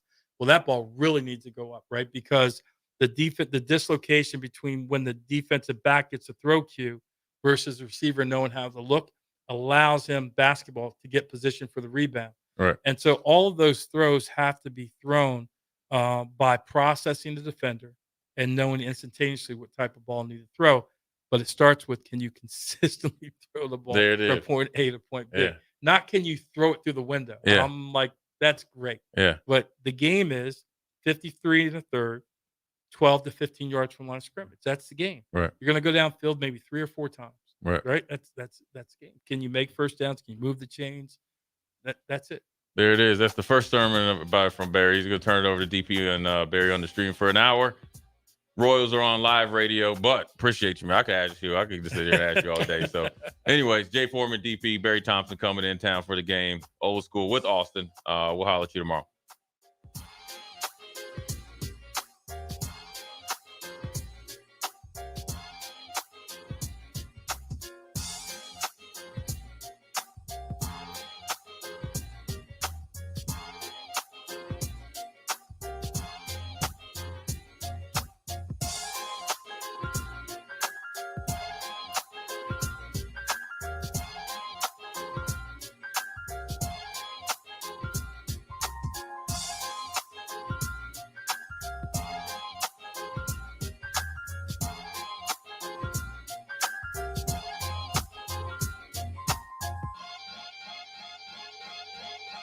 Ready to score big with your projects? Look no further than Edward Stone, the MVP of natural stone for over 2 decades. Edward Stone is cranking out over 30,000 square feet every week and offers a winning lineup of over 70 quality natural veneer stone selections. Their unbeatable variety and experienced team will ensure your project is a success, whether it's a home renovation or a commercial build. And hey, they're not just about stone. They've got an all-star lineup of fireplaces, cast stone, brick, and much more. Swing by one of their locations in Lincoln or Omaha today and experience the Edward Stone difference